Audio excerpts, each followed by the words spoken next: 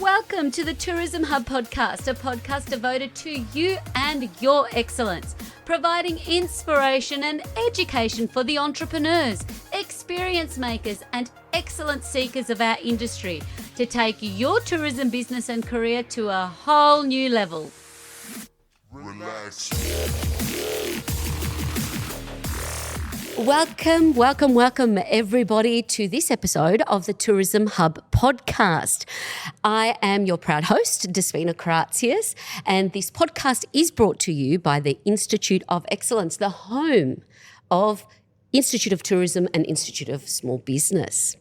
Now, today is a very, very special day and a very, very special episode. I heard a quote this morning and that I'm just going to share with you. It's nice to be important, but it's important to be nice. And my next guest is someone that exudes authenticness, trustworthiness, and then has the business acumen of any great entrepreneur that you may hear or be inspired by. She is the G to my D. Without further ado, my dear Giovanna Lever, thank you so much for joining me on this episode of Tourism Hub podcast. Hi, Despina. I am so happy to be here. We've already kicked off with a meeting of the minds and some cunning plans. So excited. So excited. It's a long time coming. So long time coming and overdue. And what's overdue is just when I started this podcast and I think about people that I want to share their story, you've been on the list. And just to make this happen, because you're kind of like, you're the person that I've met along the way that I think there's a pre-Giovanna and post-Giovanna experience. And as an industry, particularly in the Australian tourism industry, you are so well loved and respected, and you've given so much of your incredible work, and you've just done so much that is just a pleasure and a thrill. Thanks, Desi. You are one of a kind human in tourism, and that's what I really, getting even more curious about your journey. If you can imagine, this is your life. Please take me back to the Giovanna who is now the proud owner and leader of Sparrowly Group. Take me back to the Giovanna where she was raised, her journey, and right up until now, and then we'll kick off from there. So what do I need to know about Giovanna pre-meeting Despina? Well, first of all, I just want to say I feel like I'm living my dream of my Oprah moment. Yes. What is Oprah's best friend's name again? Obama. No, Gail. It's Oprah and Gail. Yeah. You're Oprah, I'm Gail. Oh my God, we're having our moment. We're having our moment. But then Michelle Obama's coming in as well. Yes. And, it's Oprah and friends. I feel like I'm totally living my dream here on the couch with you. Yes. So let's just have that moment together, Despi. So good. So good. Thank you for that most amazing introduction. I didn't realise that that's how you felt. Thank you. I have no words on that. But let me start, I guess, from the very beginning. Yay. So born and raised in Bundaberg in Queensland. My parents moved to Australia in 1968 from Italy and immigrated to Australia. So I am both an Italian and an Australian citizen. Still vote in the Italian elections, although it's not as straightforward as Australia can be a bit, complicated, but, it's great to have that dual citizenship, and I feel very, very proud and grateful for everything that my parents have done for me. So I grew up on farming land, intensive horticulture. What is intensive horticulture? So vegetables, capsicums, tomatoes, zucchinis, etc. And like any good child of an immigrant, immigrant people, as soon as we could walk, we were out working and helping our parents. as they, were amazing, learning English and finding their way in this new life.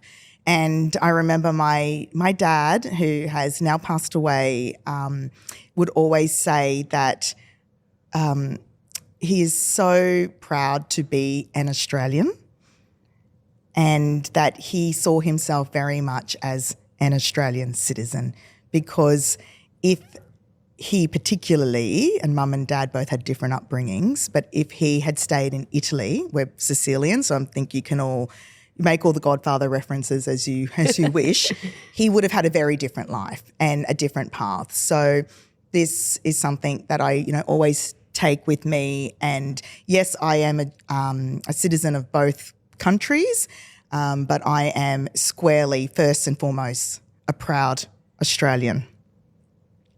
So I am the youngest of 4, and of course the youngest, they left the best to last. And I always ring my mum on my birthday first, and she's like, you need to wait till I ring you. And I'm like, I'm ringing just to say congratulations on another year. And it always makes her laugh. And that's, I guess my plight in life is to, loneliness and aging, it's a real thing. So if I can ring my mum and make her laugh and make her smile, even if it's a, 2-minute conversation, like I did today as I was driving from Ballarat to Melbourne. We had a very quick conversation. She had a giggle. Her worries for the day were just forgotten about for that little time. And that's, really important, because if it wasn't for my parents, I wouldn't be here today. So went to uni, did all that sort of jazz. But as I always say, the degree's one thing, but everything I've learned has been from the school of life. And from my upbringing and being very involved in the operations and business management, particularly from the age of 13 when I was the only one left at home. So whilst my friends were out, partying and doing all of that, I was there on Friday night doing the wages with my parents. And, things like, logistics reviews, just didn't know what that was the name for a logistics review. But, I was saying to Dad as we're looking at invoices, maybe we should be looking at different transportation companies and what have you. And it's fantastic now as I fast forward many years. One of Sparrowly Group's first clients was the beauty industry and a company that makes all the beautiful amenities in hotels. And one of the first projects I had to do was a logistics review. And I learned everything about, third-party logistics and why you need to refrigerate, have cool climates for beauty products so they don't spoil, etc. And I remember sitting there while I was working through this going, oh, I remember doing this when I was 16. Oh, this is what a logistics review is. So, I guess that's it in terms of the upbringing. I've had a really great career. And I've had great part-time jobs growing up, and I'm a big believer in young people getting part-time jobs because it teaches so much. Yes, it gives you money, and in my case, it gave me money for my Boys to Men CDs, Celine Dion, and then moving on to like Smashing Pumpkins and all of that. So I think, starting early by having some work experience really does set you up for life. Absolutely.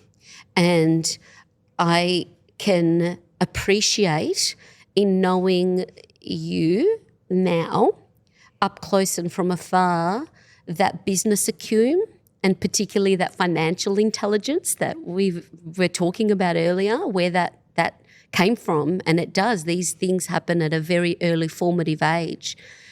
I also, just in relation to your family and your beautiful father, I did, and I'm going to share this because it was only, I actually forgot to mention this to you earlier, that I watched your TED Talk. She's also a TED Talk speaker, guys. And it was on the human connection and just sitting around the table, and there's the head and then the baby at the other end. And I can see also that is carried with you everywhere that you go. And the spirit of that, the human connection and the empathy that you have in the way that you navigate the world, in also with the business acumen, I think is what makes you, G. Thank you, Despina. And there's also this path, and I couldn't agree more. And of course, we have this shared experience of, having parents that migrated. We've got the Italiano and the Greco. Una faccia, una razza. You know it. Yay. And also, I guess it's something else that I think that happens early on, and I can see this. I guess I was the eldest, you were the baby, but there's this responsibility from a young age because our parents English wasn't their first language, and they need the support and services that we know and we deliver in our businesses today. 1,000%. Wasn't available back then. I think just for any business, let alone someone migrating to Australia making a business happen. So that's incredible in itself. Now this journey and stepping into igniting your senses into the world of tourism, take me to that moment where you were inspired to say, okay, I've done my work experience, I've worked in the family business. What was the moment that you said, wow, there's something here and I'm going to pursue this path of working in the Australian tourism landscape? Well, I hope I'm not going to disappoint you when I tell you this story, in that I kind of just stumbled into it. But I will take a step back and talk about my first job, which was in sports marketing. Mm-hmm. So I'm really terrible with directions. So I was at uni trying to find my lecture theatre, and I got completely lost. And I saw an ad looking for an assistant. Now, remember back in the days where someone would print out an ad and then you would just tear off the number? Maybe that still happens. But so I just went, I was working, a bunch of casual jobs just to survive, basically, living out of home and studying in Brisbane. And I thought, this sounds interesting. Sports marketing, it wasn't exactly the most athletic. And whilst I love exercise and well-being and what have you, my parents didn't have time to take me to netball and dancing and this and that. So it wasn't really in my DNA. I thought, this could be interesting. So I started my working just casually, and then that ended up being my first full-time job for an amazing man. His name's Jason Greenhalgh, and he owned a business called Major League Marketing, and it was sports marketing agency. And he had a really great career working in rugby union for what is now Lion Nathan, and he had just gone out on his own, kind of like how I started Sparrowly Group in 2015, and I was his very first employee, and I worked for him for about 3.5 years, and it was great. We were building a business together, right, to what sort of fax machine, what should our fax number be, through to, really thinking about clients and client servicing and putting systems and processes in. So I was so lucky I worked in both the amateur sports and also professional sports arena, and it was year 2000 when the Olympics were on. So we also had an arm around sports management, but I got to work for Australian Rugby. Then I moved to Sydney, the lure of love. We're still married, so it's all good. And I worked at Australian Rugby on Rugby World Cup. But my job specifically was in PR and promotions and partnerships. So I built a lot of partnerships around and key stakeholders and stakeholder management with a lot of what's would then call the events corporations that have really now sort of integrated into most of the state tourism organisations, and working with them in terms of how do we leverage to drive ticket sales for, first of all, Rugby World Cup, and then I moved into, after World Cup, the professional rugby team, which was Super 12 rebranding to Super 14, and the Wallabies and what have you. I knew nothing about rugby, by the way. I'm the audience segment, which you would call entertainment seeker. And so after a fantastic, few years there, I was just ready for my next step. And there was a great job at Tourism Australia for a major events manager. And therein lies how I ended up in tourism. Incredible. And you were involved in Com Games. Yes, through my work at Tourism Australia. So I was all but 25 or 26. I started this new job at Tourism Australia and everyone's saying, we're so excited to have you. And I was like, oh God, what did I sell myself, as? And it was literally a blank piece of paper and go. Yeah. There was no strategy. There was no plan. There was a white paper that Joe Hockey had written around or sponsored around the value of events, major events in driving visitation. And I was responsible to take that carriage on in terms of leveraging the federal government's investment into major events for tourism benefit. So one of the first projects I worked on was Commonwealth Games 2006. Incredible. And also a testament, again, that's a big role at a young age, something that Tell me about it. Many people who choose tourism aspire to, and after a recent Choose Tourism campaign, so many industry leaders, when they're asked the question, why did you choose tourism, in the same way that you've just expressed, it's kind of chosen you. Yes. This pathway wasn't something there on the cards, but it's incredible to hear that it started with the sports and to go to the top at Tourism Australia. I will always be thankful to my first boss, Jason, because if he didn't give me a go, and I think it's important to always remember where you came from. Never forget it. I also think it's important, Despi, if you don't back yourself, like I joke about where I was like, oh my God, how did I get this job? But you have to be able to back yourself. And if you don't have that, and it's not about being overconfident. Yes. It's just about having faith in your ability, trusting your gut, head, heart, gut, all of that together and giving it a go. Yes, yes. And speaking of that, of giving it a go, you've had your first gig, Tourism Australia.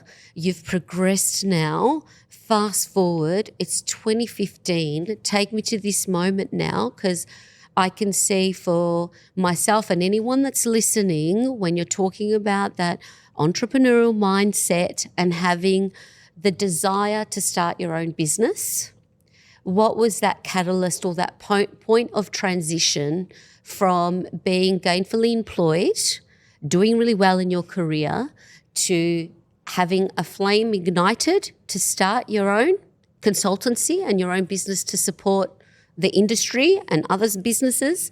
And what led you to that? What was the big aha? Going Oprah on you now. Okay. What was your aha moment? Well, there? Oprah. Yeah. This is actually my second business. Yeah. So, hey, Oprah. That's an Oprah moment. That's not aha. That's Oprah. So when I was at Tourism Australia, I love to bake. I'm not sure if you know about that. I don't. I love to bake. I'm pretty good at it. I'm not into the fancy cakes. Everyone's, and that's trending. That's not what I'm talking about when I talk about baking. When I talk about baking, it's good, wholesome baking, but cutting the crap out of that. So I was always... This is where the bread comes from. You're always baking nice bread. I am a sourdough baker way before COVID. Wow. So when I was at Tourism Australia, as a way to learn all the names, because it's the biggest company I've ever worked in, I was like, holy dooly, how am I going to remember everybody's names? I would bake and I would put my baking outside my pod with a little note, help yourself, Giovanna, smiley face. And so who doesn't love free food, right? Yeah. And so people would pass our pod where I was sitting and go, and eat a brownie or a cookie or whatever. And they go, who's Giovanna? And I'd be like, hey, that's me. Nice to meet you. Because my job relied on internal partnerships to make things happen. You know, I was a one-woman band, but I needed the digital team. I needed the industry team. I needed the broader marketing team. You know, I couldn't do it on my own. So I'm like, oh, I need to build partnerships. I also need to remember everybody's name. And so, I don't know, Naomi, who now works at Sparrowly Group, God love her, she would come by and she'd be like, hey, and I'd be like, hey, I'm Giovanna. Hey, I'm Naomi. I work in the industry team.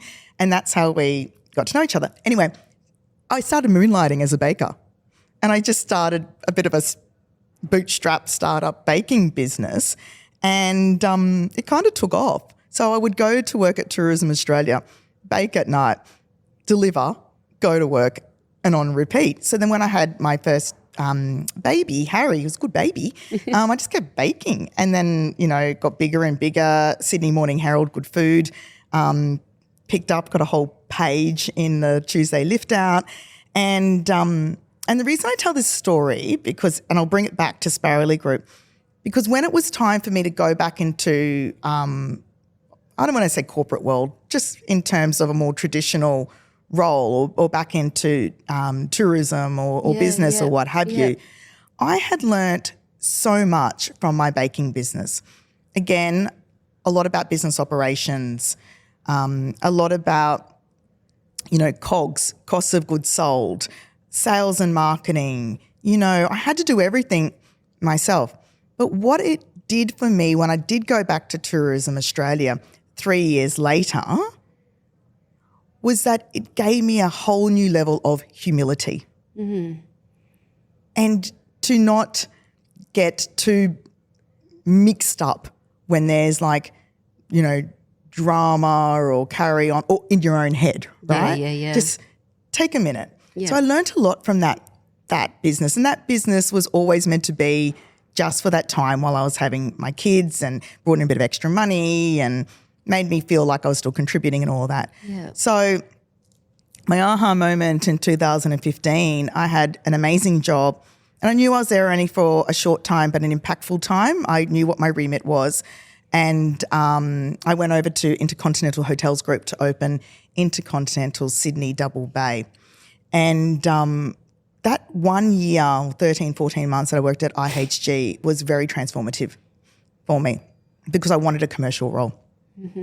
But friendships, connections, it's still been so good for my business, Sparrowly Group, you know, today. The reputation of what we did at IHG, and particularly with Double Bay property, still brings in work and connection, and I'm so grateful for that. The aha moment for me was, though, after many years of managing consultancies, agencies, the transition in and out of M&C Saatchi into DDB for Tourism Australia, building out a blueprint on how to do it properly because of IP and all of that, working with the smaller consultancies, PR agencies. I was constantly frustrated with two things. Number one, the constant sales pitch that I was getting. I'm just like, do your bloody job. Do that well, and then you'll get more work. Yeah. And the second thing was how much I had to manage them. I'm like, hang on a minute. Why am I spending so much time managing you? You should be managing me. You're here as a service provider, as an extension to my team, yet I'm chasing you all. And that was my aha moment. I'm like, consultancy, training, delivery needs to start with the customer. And in this instance, you know, in that instance, I was a customer. So it needs to start with that. So let's turn consultancy around on its head. And with that, so you've started it's still, I guess, that bridge, and I mean, I call it's aha moment, but also having this is a little bit different, I'd imagine, to your beautiful creative outlet with the baking business. Very different. Because you've still, it's supplementing income, but to make that call to say, I will start, there's a starting point where I'm going to put all my eggs now in making this work. I guess what level of courage did you have to go down that path? Like to start your own business without now that backup of going back to something. How did you strategically or go through that process? And I'm really talking to anybody that might be thinking, or if you think about a listener that might be considering starting their business and in a similar predicament that they're frustrated like you were, and knowing that this can be done better for the client. Where were you at that point that they could draw some, can draw some strength in to pursue their dream of starting their own business? You need to start and be clear on the problem statement. Is it a problem, or are you just venting your spleen? I think is the first question. And to pull yourself up around that. So defining that problem statement was really, really critical. And then from there going, well, who are we trying to solve the problem for? And if so, how can my skills, because remember it was just me to begin with. It's totally, like my other business, totally bootstrapped, right? I was not going to ever tap into my personal funds or ask for a loan or anything like that. I do not believe in that. So it's totally bootstrapped. So what skills do I have and what right do I have to be doing this? So I defined all of that. And that then started to fall out in terms of, well, what do the customers need? How can I create legacy and impact? And therein lies the two parts of our business, advisory and training. And then I thought to myself, who can I go and chat with? Who can I learn from? So potential customers and clients, and also people, I guess, who I felt at the time would be good people for insights and not encouragement. I wanted people to pick it apart. And many people picked it apart. And that was fine. That was great. It meant I could go back and I could refine and what have you. So starting and being really clear on the problem statement, not because you think. It must always be evidence-driven. And evidence-driven is just one of our 5 values at Sparrowly Group, but they are very much, all the values of Sparrowly Group are innate in me with my personal values. That is such a good and valid point for anybody that's listening. And I think it's not just starting your own business, starting anything new, that evidence-based and research-based, and finding people you trust to explore and pick it apart. I love that, because it just, if you talk about flying solo and needing that confidence to build on, to keep moving forward, I think for anybody that's a good thing, particularly our small business and micro businesses out there, or even big businesses, right? Can I just add though, you find your people, but make sure you're not going to people who are going to pump your tyres. Ooh, you need to have people who are going to critique and give you food for thought. And I had a lot of that. But you also need to back to my point earlier, you need to be able to back yourself and trust your head, heart, gut. Head, heart, gut. It's vital. And going through the motions, and also what I picked up from that, which I see in just the way that you roll, is the values part. Just a strong values proposition in everything that you do. Talk to me about that. Is that something that formed along the way with Sparrowly Group and what you do, or it was from the beginning in doing this work? It was absolutely from the beginning. And first of all, I was trying to figure out what I was going to call this thing. And I certainly didn't want to call it after myself, because any good business owner should have an exit strategy as much as they should have an entry into market strategy. So calling it after myself, and Lever is my married name, Caruso is my maiden name. So whilst I am proud of both my names, this is bigger than me, and it was always bigger than me. So it had to be about a group and about impact, the cumulative impact.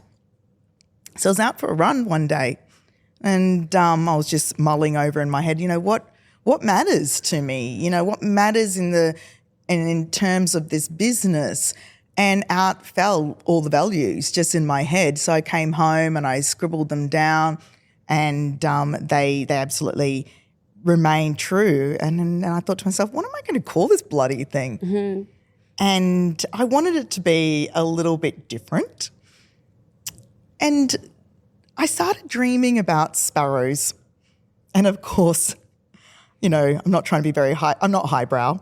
So I went on and what is the biblical meaning of sparrows? Or I'm dreaming about sparrows. What does this mean? Yeah. And sparrows are humble birds. Mm. They are good communicators. They are good collaborators.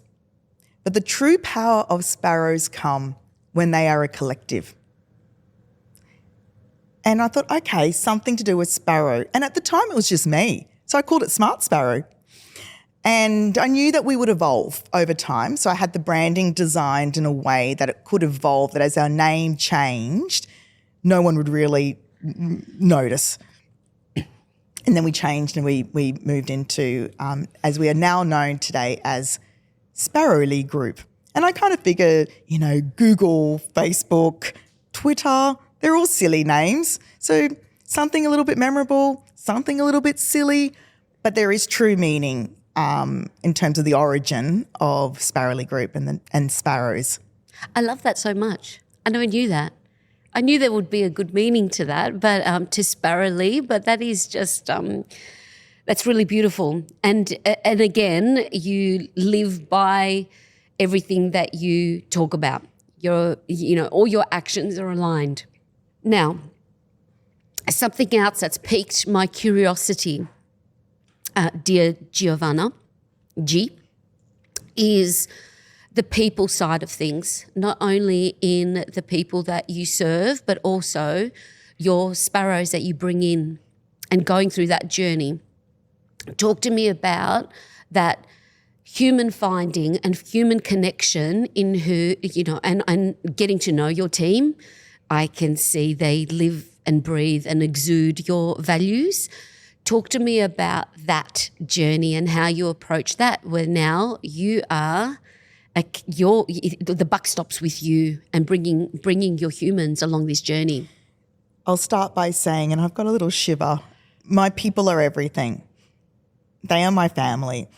Those that are in Sparrowly Group core team currently and our associates and collaborators, but also our past sparrows, what we call the alumni, because you can't do it alone. And I think it's really important that you look after your people. Now, it was just me, but when I designed Sparrowly Group or Smart Sparrow at the very beginning, I thought about what shape I wanted resource in terms of people power to look like and how I would put them first and foremost. Because if you put them first and foremost, the work that they deliver for our clients and their people and stakeholders and what have you will be strong, it will be meaningful. So I thought a lot about professional development. But then I thought a lot about personal development. Now that's a fine line, right? You got to be careful you don't cross that line. But I believe personal and professional development go hand in hand. So I made sure that I took a step back and worked on my own professional personal development plan and thought about, well, what did I like about bosses or managers I had in the past and the PD that I got in the past, and where were the deficits? And what am I going to do better for myself and for my people? So I took all those great learnings, and where I saw there were gaps, I then designed I guess, the way or our approach to professional development to fill those gaps. So number one was to have a dedicated budget from the outset for all of my team. So I'm a small business, but I refuse to play the small business card. We don't have money for professional development. You're going to have a beg and plead to go to things, justify it, do a business case. Who's got time for that? So what can I afford? I can afford $2,000 plus GST every year on top of salaries for professional development, paid professional development. On top of that, there's lots of free resources. So if, Google Garage, Digital Garage, for instance, or going to, a symposium or conference and what have you, that stuff happens as well. And in addition to that, as much time that is needed, obviously we've got to balance with what we need to deliver too, for professional development. And that includes a specific timesheet code dedicated to professional development. I work with the team on their professional development plans, but it is very much a collaborative approach. And very much looks at, okay, well, what does the business need? Because it has to be around business need. And then in addition to, well, what do you need in terms of skill development in your role at Sparrowly Group, but also to be fulfilled and to help drive you from a career perspective? Because one thing I don't believe in, Despi, is not letting people go when it's time for them to go. So we have a really clear and open dialogue at Sparrowly Group. I say, listen, you could give me 4 weeks notice, fine, but don't do that. We've got this culture. So we're always talking about the what next, knowing that people aren't always going to stay forever. I'm a small business, so I might not be able to always give them what they need. But I also believe that when it's time to clip your people's wings, you got to let them fly. Yeah. I did that when I was leading at Tourism Australia and at Intercontinental Hotels Group, and I will help them. And I always have this guarantee, and I have done this. I will help them find their next job, because I feel like as a leader, it's my responsibility to help and let your people fly and absolutely soar. Oh, that resonates so much, and so much of that. And I hope anybody that's listening as an employer or a leader, I love that from the onset. Again, you thought about it strategically and financially, and you budgeted for professional development. That is something, because the more you invest in your people, the more, particularly in raising their skills and their growth, everybody benefits. You, your team, the business, and of course the wider community that your business is serving.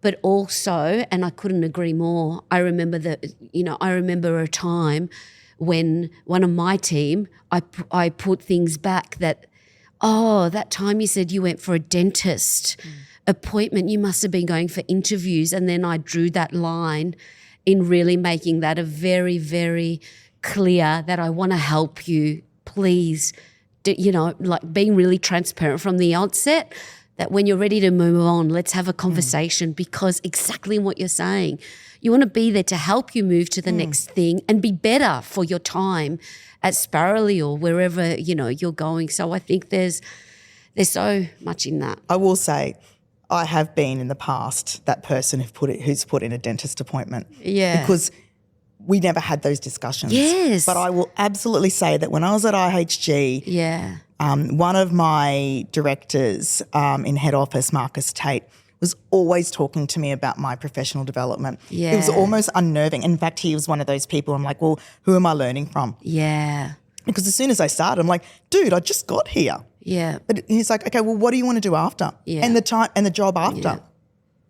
And so creating that culture where you can have those discussions is all I can try to do. Yeah. That's all I can try to do. Yeah. But again, that person, that individual needs to feel comfortable that they can have those conversations. Yeah. My job is to try to create that environment so we can have those discussions. And I hope I do. I think I do. But you'd have to ask my team. Oh, look, I can speak on behalf of your team. That is something that that you do. And I think a lot of people, and certainly, again, mirror against myself in that evolution of learning and leadership and learning along the way. It's like, where have I gone? Where have things gone wrong? Oh, I've never articulated that. I've never actually articulated that then you go, and it feels crap when you say, it just felt. So I think that's a really, really important distinction to make there. Now, I just want to put a little bit of laser focus, particularly now you've come from interstate. We're here in lovely, cold, spunky, funky, vibing Melbourne. What are you saying about Sydney? Yeah. You were here to do some important work, and shout out to Tourism Midwest, just specifically on highlighting on some of the incredible work that you're actually delivering at Sparrowly for clients like Tourism Midwest. Just put some laser focus on that type of work that you're doing around agri-tourism, accessible tourism, better business, building growth. If you could just talk to us a little bit about that. Sure. I'll take a step back first and just explain a little bit about Sparrowly Group, that we have 2 arms with the 3rd arm coming soon. Watch this space. Ooh. But our first arm is the advisory or consulting arm. The second arm is training. Now, at the time of starting, a lot of people said I was hedging my bets and that I should just focus on one or another. But that legacy piece and leaving our people, that's our customers, in a better place that we found them with the tools to carry on is super important, because I don't believe in just trying to create more work for yourself. We want to make ourselves as service providers, solution providers, redundant, and lift up our people, our customers. So our impact areas do include visitor economy, workforce development, economic development, and community development. And I believe strongly that they are the most appropriate industries and impact areas, because there's a real nexus. And there are, blogs on our website around that, because a lot of people, have said to me, you really need to niche. And I'm like, well, we do. We niche on our skills and expertise. But those industries, those impact areas are the right mix. Well, that was certainly good in 2020 when COVID hit and everybody was going through the grand old pivot and diversifying and what have you. So head, heart, gut, do your research and then listen to those 3. So in terms of the work, because today we're talking about tourism and visitor economy, one of the things that we have been focusing on is around agri-tourism and really bringing in our expertise and the work that we do in the agriculture sector as well as the tourism sector, and working with farmers in that revenue diversification. That does include agri-tourism. It also includes value adding. So we do work with farmers around that, because the 2 go hand in hand. Value adding allows agri-tourism and farmers to yield off yield from their agri-tourism, because agri-tourism isn't it brings in revenue, but that alone isn't enough. So you need that value adding piece. So it's kind of like you come and do a tour and then you buy the dates, and then all the date products, for example, the jams and what have you, the gin, the this, the that, etc. So when we're looking at diversification, you need to look more broadly than just the agri-tourism. So we work with farmers on the training side of things, but then we work with destinations in terms of developing the strategy and the roadmap to developing, for instance, in this instance, agri-tourism. But you've got to be realistic. Everybody in Australia thinks they're a food bowl. If I hear that one more time, and yes, that there is relevance, around that, but, it's really important that you find destinations or places that are agriculture rich, find the right value proposition for the commodities that are the strength for their region, and don't try to carbon copy. how we do agri-tourism in Australia is very different to Europe. But the genesis of agri-tourism in Europe is very different to that of Australia. Next week I go to outback Queensland for 2 weeks. We've been doing work with farmers and with Outback Queensland Tourism Association in developing agri-tourism. And people scratch their head and they go, agri-tourism in Outback? Australia has a really great value proposition if it starts to look into the Outback agricultural commodities and agri-tourism experiences to differentiate from our European friends. So when we talk about supply and demand, or how, agri-tourism has really evolved over the last few years, I would think. It's really been on the forefront. Has this been a farmer-driven pursuit of diversification, or is this where has this gap been recognised and the investment been made? Yeah, so it's been recognised from the tourism side, but it has to be farmer-driven. Yeah. So there's no point saying, oh, agri-tourism, it's so great, it's so fantastic. Let's all do agri-tourism. Yeah. If the farmers aren't invested. The farmer has to want to do it. It has to fit. So when we are working with farmers, at no point are we saying, you must, you should. You have to want to. Here's all the information. Here are your considerations. It's up to you. It has to be farmer-led. Now, tourism is laser-focused on agri-tourism, as they are on wellness right now. I guess they're the top two trending pillars, if you may. Agriculture industry has a while to catch up in terms of seeing the value of agri-tourism. But the likes of Victorian Farmers Federation, because we're here and we're in Melbourne, they have recognised that. Not openly in terms of from a strategy or what have you, but in, early conversations when we're talking to them about the work that we're doing with Tourism Midwest, they realise that, yes, agri-tourism is important. It probably 5 to 10 years away, in terms of getting the agriculture sector. And I'm not talking about farmers, I'm talking about the associations, industry associations and what have you, really coming on the journey and putting focus. And when we can get the agriculture industry and the tourism industry working together, hand in hand, agri-tourism, and this is natural. This is not saying, oh, boo-hoo, agriculture industry. It's just these things take time. Yeah. So we're at this nexus now. So the next 5 to 10 years, we'll start to see the two industries working closer together, particularly when it is ground up where more farmers, there's a bit more of a groundswell and more farmers are going into agri-tourism. I really see that this is at a grassroots. It's a little bit like accessible tourism. 12 years ago, it was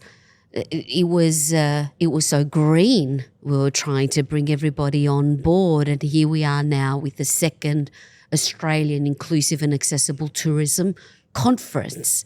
And I see that here you're at the grassroots of agri-tourism.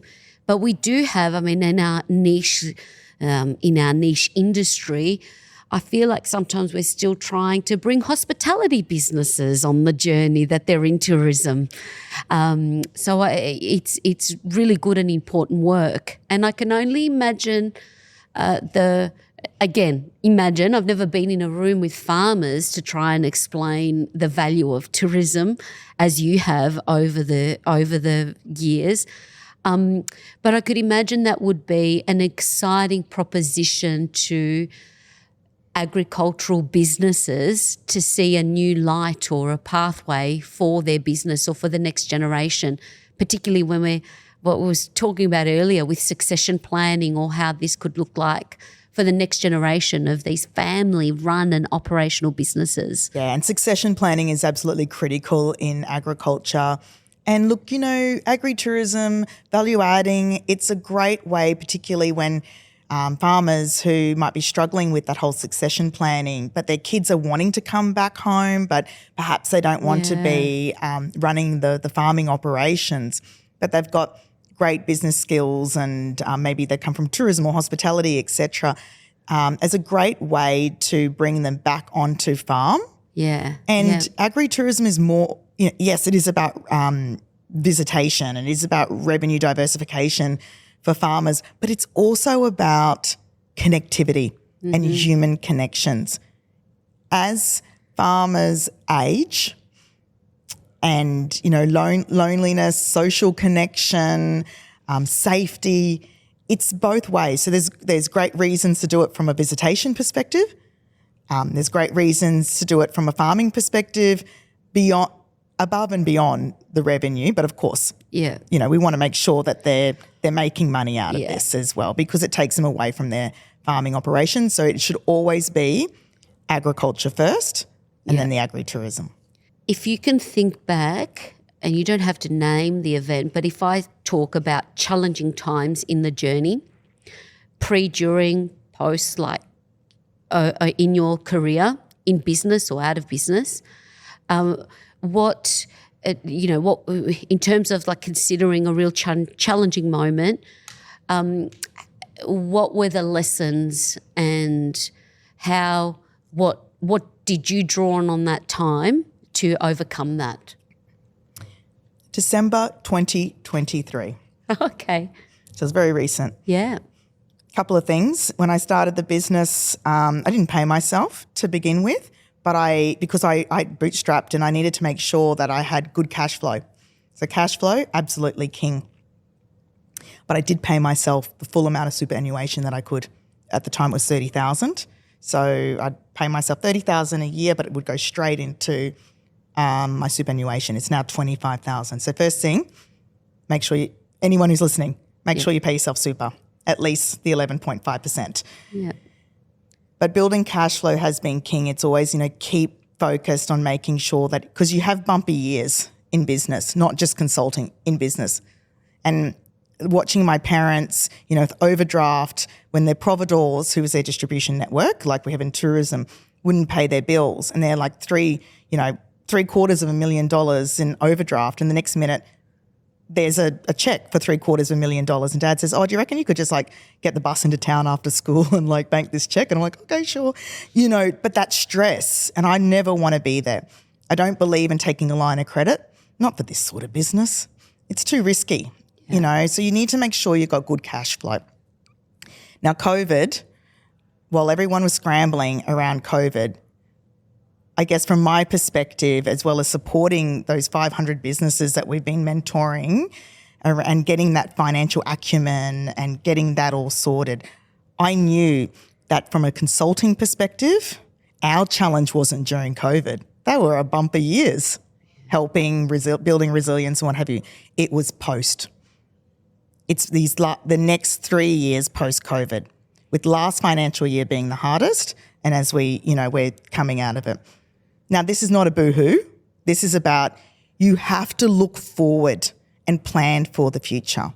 So cash flow, and with that is cash flow is king. So December 2023, and this last financial year, the 24 financial year, was probably the hardest in our business. More competition because people are losing their jobs. So what do? They become consultants. People who don't do this level of expertise, expert work, like strategic business cases, feasibility studies and what have you, developers now winning work that we do. So I was like, oh my goodness, what's going on? Now I can complain and, become a mushroom or what have you, or you can rise above. So in December 2023, although we had good cash flow, I built a turnaround strategy for Sparrowly Group, because we're going to get out of this. Because I'll be really honest, we brought a $250,000 loss through to this financial year. But I would refuse for it to affect my team and, and I'm very transparent. As transparent as I am with you now, I'm very transparent with my team. You know, we're all in, we're all owning. But my cash flow is good. Cash flow is king. You have that for a rainy day. So that challenging moment has been December 23, you know, and up until recently because, and this turnaround strategy continues. But it's foolish if people, you know, if I sat here and go, Despina, it's great, you know, I'll be lying. Working in business is hard. So if you don't have and there's a Greek word, but I don't know what it is. It's kind of like, you know, yeah, I'm doing the motion, but she knows what it is. Kahunas. Yes, the kahunas. You gotta. The kahunas.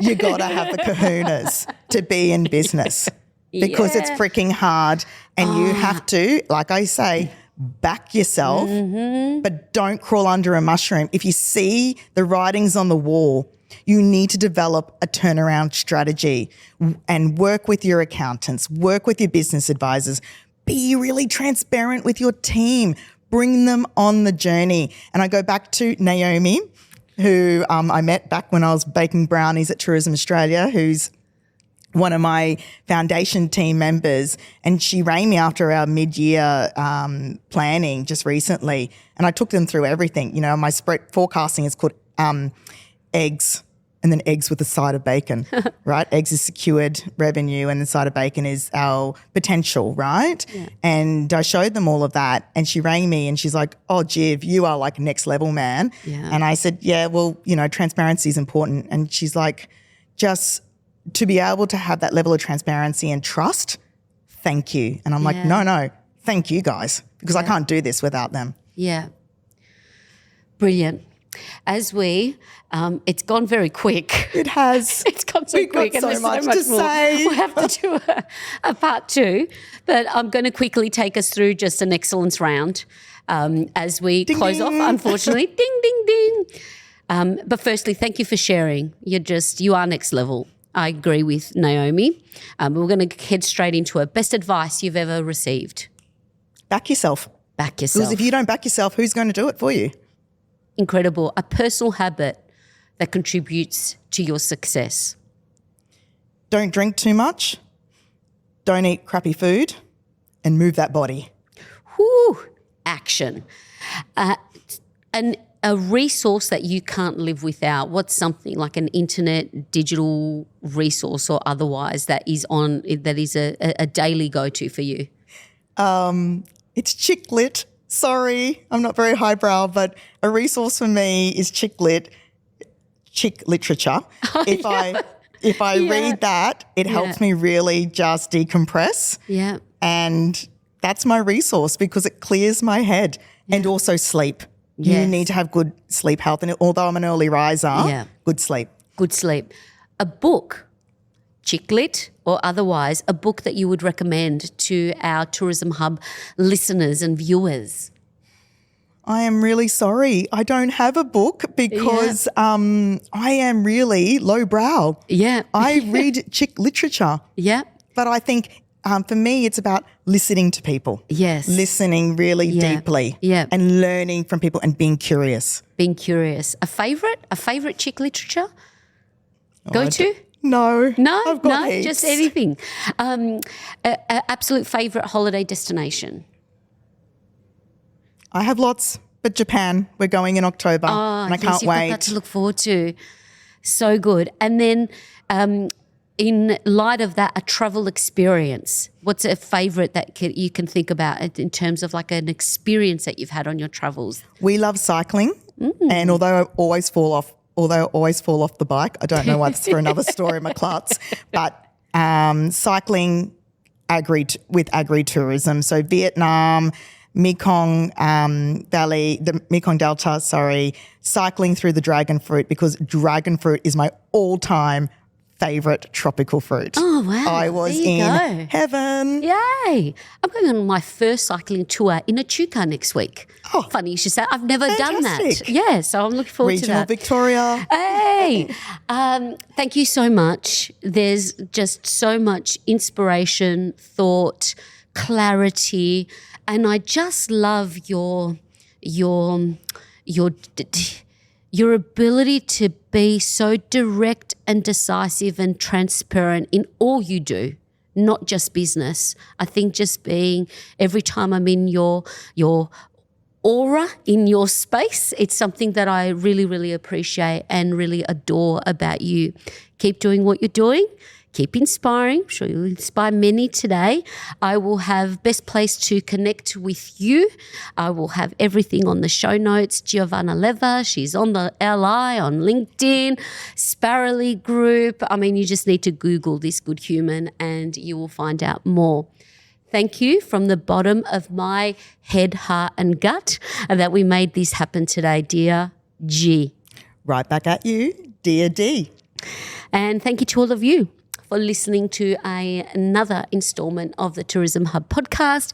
If you dug what you heard or what you watched, please, it does make a difference to give it a little like or subscribe or let us know. And there's quite a few of you that are coming in from America, which is great. So hello to our US audience. I hope this has inspired your thinking too. Until next time, keep being excellent and doing better today than what you did yesterday. Big love, everyone. Relax.